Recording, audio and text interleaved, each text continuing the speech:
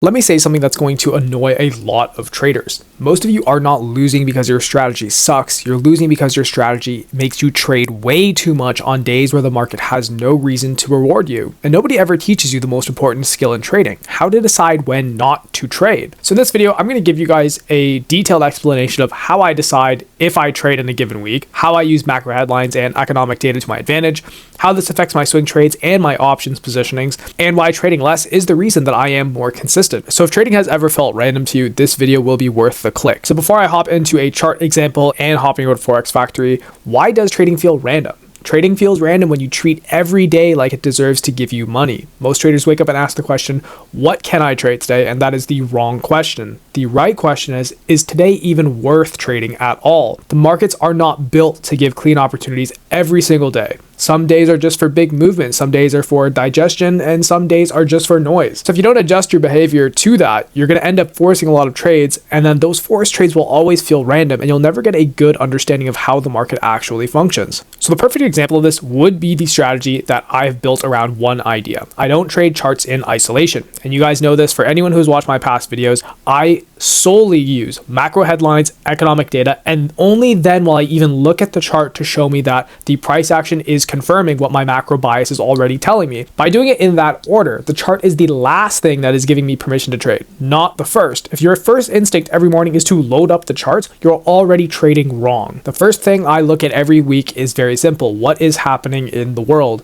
I'm not reading every article, but I'm looking for big themes. Is there big geopolitical tension, policy changes, government decisions, anything that can change the risk appetite? Now, I genuinely don't care if you guys are using Yahoo Finance, Seeking Alpha, or anything else that is just a free or even small paid platform to get your headlines from. The headlines don't tell you the entries, but they tell you how cautious and aggressive that you can be in the markets. If the headlines are pretty calm and confidence is high, risk assets usually will behave very well. If headlines are very unpredictable or heavy, I will slow down my trading immediately. This step alone will filter out a lot of bad trades. Right here, if we just hop into Yahoo Finance, it's free, you can make an account, you can literally just peek the headlines, read a couple stories, and you can build a very good macro headline bias. MDA space shares rise on new contract with US Missile Defense Agency. Tesla offering more buyouts and shift to self-serve options. Trump posted unpublished jobs data early on social media. Is this affecting the market in a really, really bad way? No, but seeing something like the Venezuela situation all over the news, that's going to be my first inclination of, hey, maybe I should take a second and reassess what I'm going to do and how I'm going to play this. A $400,000 payout after Maduro's capture is putting prediction markets in the spotlight. So we're still talking about it, but in a different capacity. So once I have a pretty good backdrop on the macro headlines portion of this, that's when I'll probably hop over to Forex Factory and look for the real economic data. Again, I don't use anything fancy. I just use Forex Factory to build a good bias. I'm not memorizing numbers. I'm just asking very, very simple questions. Is important data coming this week? Yes. We have CPI, PPI, retail sales, and unemployment claims this week. So you can ask yourself, could this data change the sentiment? 100%. With red folders like this can easily flip the script for the next week to even a month. Could this data change sentiment? 100% yes. With core stuff like CPI, PPI, and like I said before in previous videos, you can only just click this and you can see exactly what the source is, what this measures, the effect of it, frequency, everything. And the last question I ask myself with the data specifically is, do I really want to trade before this? And the answer is 9 times out of 10, no. 9 times out of 10, I am looking at this and I'm using this to build myself a good bias on the direction to trade. I am just letting the markets tell me the story of which way it wants to go. And I'm merely just following it with my strategy. Now, that 1 time out of 10, I am positioning myself ahead of these releases. That does take a little bit more precision and a lot of research to do that. So I would not recommend trying to predict these. I would more so just take these into account, look at the releases of it. People will say, oh, well, you know what? That's priced in immediately. No, not really. It's not priced in immediately. By the time everybody gets a hold of this, hedge funds are positioned, to the second, right after this stuff is released. But for retail traders and other institutions, they're lagging behind, but it just more so gives that story of which way the market is trading on. Now, the things I care about the most are going to be jobs data, inflation data, and the Fed speakers, because if there's a big release in any of these, the market will flip in one candle. The data helps me confirm or weaken the bias I currently have from the headlines. If the headlines and the data agree agree, obviously my confidence goes up a lot. If they conflict, I will trade less or not at all. Again, I always say, if you guys are trading with a 50-50 bias, you have better odds at the roulette table. Nobody should be trading on a coin flip. So only after macro and data line up do I even decide to look at the chart seriously. And I keep this very, very simple. I ask, are we generally going up or down? Basically meaning, are we making higher highs and higher lows, or lower highs and lower lows? So in a case like this right here that we have on gold, we're on the hourly. Again, I don't look at anything probably past the 30-minute unless I'm doing a really sniper entry, say on the 15-minute.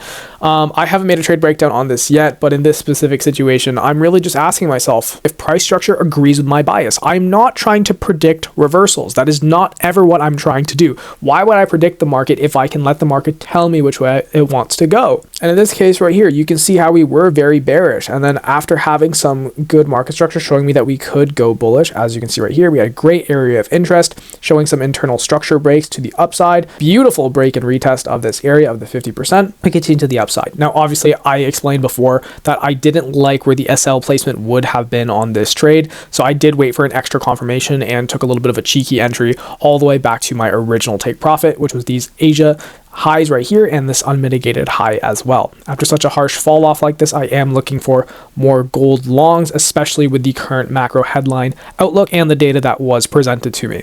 Personally, I went break even right after this high was taken out, because if we do put in a low right here before coming back to the highs, I don't want to be caught or stopped out in this mess right here. So if we continue from this point to my TP, I am very happy. I follow a very simple system. If the market is showing me higher highs and higher lows from a market structure perspective, I am bullish. There's no fake outs. There is no stop hunting. There's none of that out here. This is the easiest way to be trading when macro and data actually have your back. 75% of my strategy is strictly just macro and data. 25% comes from market structure just aligning with what I'm doing. If one doesn't meet the other, I'm not trading at all. If macro says bullish but structure is still bearish, I'm not forcing it. If macro says bearish but structure hasn't rolled yet, I wait. The chart doesn't lead the decision, it's just confirming it. So when everything lines up, headlines, data, structure, that's when swing trading actually makes sense, because in those environments, I'm comfortable holding trades longer and I don't have to micromanage every single candle. I just let the trades do the work for me. In this case, you can see we had zero drawdown on this trade. This was a completely free trade of zero drawdown. So would this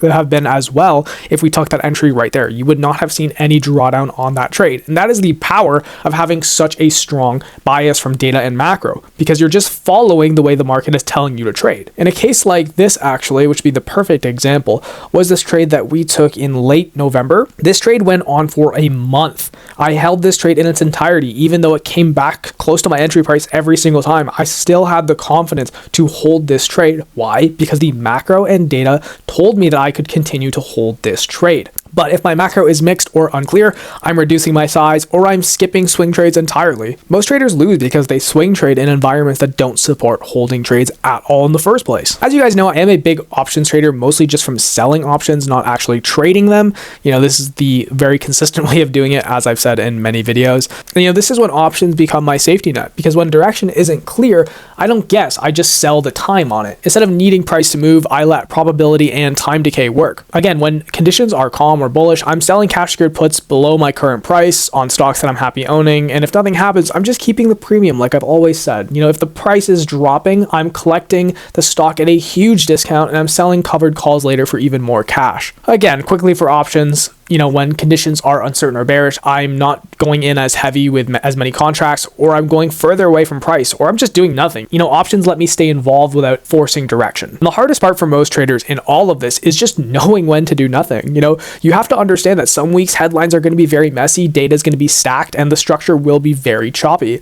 And those weeks are not broken. They're just not meant for aggressive trading. So if my bias stack is 50-50, that's a coin flip. We don't trade coin flips. You have better odds going to the casino. So understanding that doing nothing is a position in itself is something that a lot of you have to come to grips with. So to wrap this all up, the real lesson here is if trading feels random when you trade every day, your consistency really comes from respecting macro and macro environments.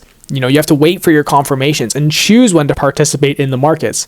The best traders aren't better at entries, they're just better at waiting. Again, these trades right here would be the perfect examples of this. I had the cleanest break and retest short I could have ever taken. We didn't get a retest. Did I force the trade at all? No, it went straight to my take profit and I didn't even touch it. I didn't even move. This trade right here, again, so easy. Such a simple trade for me to take, based on my structure. I didn't go as heavy on this trade just because we are in the early stages of 2026. And I didn't want to risk too heavy for my first trade of the year, but first trade of the year, 0 drawdown, on its way to take profit. I am still deciding, whether I want to hold this to full TP right here, or if I want to trim some and let us go into the unknown up here to, take a longer term position. I don't really like taking trades without a clear target, as you guys know. So I do think I will take a full take profit at this level, and then I'll make a full trade breakdown to let you guys know how I did this and, what my bias was, what my market structure was telling me, and why I took the full take profit at this level. So if this video made you realize you're trading too much, that is progress in itself, because once you learn when not to trade, the trades you do take finally start to make sense. Now, this isn't just for swing traders, this is for every kind of trader out there. If you guys found value in this video, make sure to like, subscribe, leave any comments in the comment section. I'll be happy to answer them. And with that, we'll see you guys in the next one.